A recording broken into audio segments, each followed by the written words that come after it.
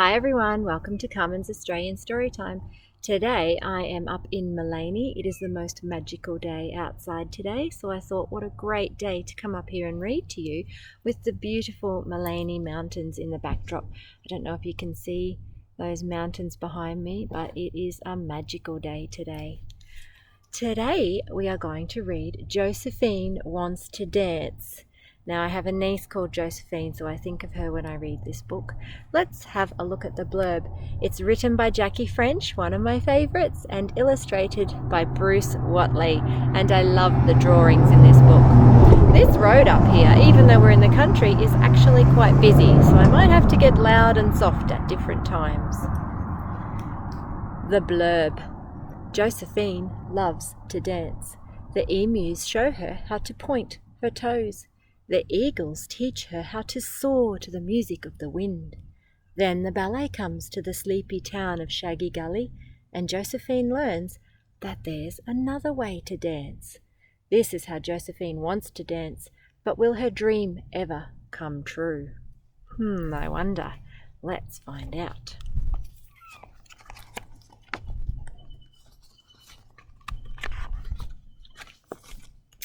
Josephine loved to dance.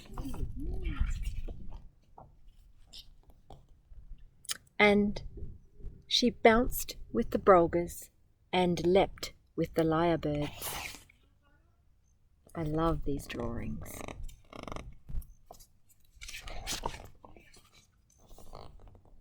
Kangaroos don't dance, Josephine, said her little brother Joey. They hop. But Josephine took no notice. The emus showed her how to point her toes. The eagles taught her how to soar to the music of the wind. Just watching the other animals and copying them.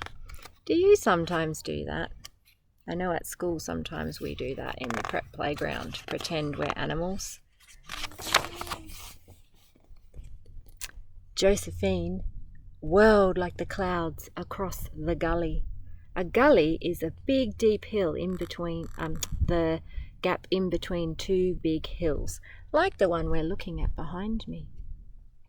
She swayed with the branches in the trees, but still she dreamt of somehow finding another way to dance. There has to be something more, said Josephine wistfully as she danced across her brother. Wistfully means is when you're really dreaming for something else. Kangaroos don't dance, Josephine, yelled Joey, ducking his head. They jump.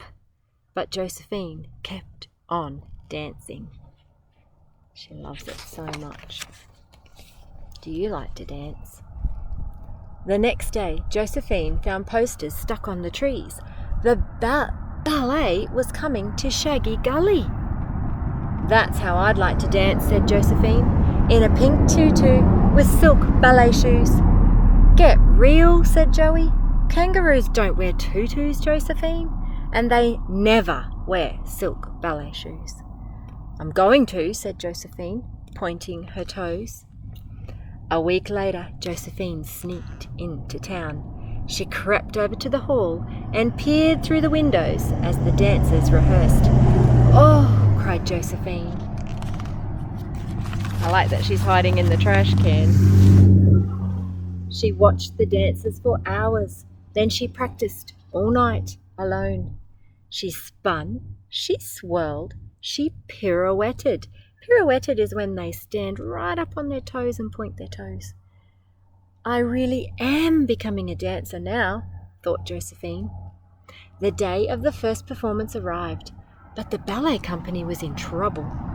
Ow! Shrieked the prima ballerina as she twisted her ankle. The prima ballerina is the primary ballerina. She's the one who stands at the front. Oh, she sobbed the understudy as she found a splinter in her toe. So the understudy is the one who replaces the prima ballerina if something happens to her. But now something's happened to her as well, and she's got a splinter in her toe. Who will dance the lead role? Cried the ballet director. Who else can leap so high? Josephine jumped. Oh, make a prediction. Who do we know that has been practicing and knows what to do? You're right, Josephine. through the window and onto the stage. "A kangaroo!" yelled the dancers. Sorry, wind. "There's a kangaroo on the stage." Josephine pointed her toes. She tossed her head. She swayed like the lyrebirds as they call to their sweethearts. She soared like an eagle through the sky. "A dancing kangaroo!" everyone cried. "Who ever heard of a dancing kangaroo?" Josephine swirled above the stage like the mist playing with the moon. The director stared at Josephine. Finally, she smiled. "Well, this kangaroo can dance, and she knows the lead role, and she can jump higher than any other dancer I've seen." The director took Josephine to the wardrobe department. "A kangaroo!" exclaimed the costume designer. "I can't dress a kangaroo." Just do your best," the director told him. "That would be a little bit tricky." The costume designer quickly altered a tutu for Josephine. He stretched some ballet shoes too, because we know kangaroos have very long feet. They were probably the longest ballet shoes in the world. At last it was time for the performance. The audience took their seat. The orchestra tuned up. Josephine stood backstage, waiting for the music to begin. "Josephine," hissed Joey through the window, "what are you doing? Come back to the bush at once." "No," said Josephine, "I'm going to dance in a pink tutu with silk ballet shoes. I'm going to jump higher than any other dancer in the world." His brother's looking very worried. Sorry, wind blowing my book around again. The lights dimmed. The orchestra started playing. The curtains opened and the performance began.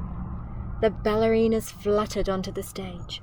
1, 2, 3, 4. And Josephine. Someone in the audience giggled. "It's a kangaroo!" Then Josephine began to dance. She twirled through the air like leaves in a whirlwind. She leapt like no dancer ever had before. And at the end, she curtsied like the Brolgas bowing to the sun. The audience was silent. And then they clapped.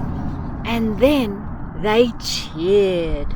"Oh, I see some unusual audience members, do you?" There's a few surprise guests in the front row there. "This kangaroo is a dancer," they cried. "A truly magnificent dancer." Josephine was still curtsying when the ballet director brought bunches of roses onto the stage. "Roses are delicious," decided Josephine, "and I am finally a dancer.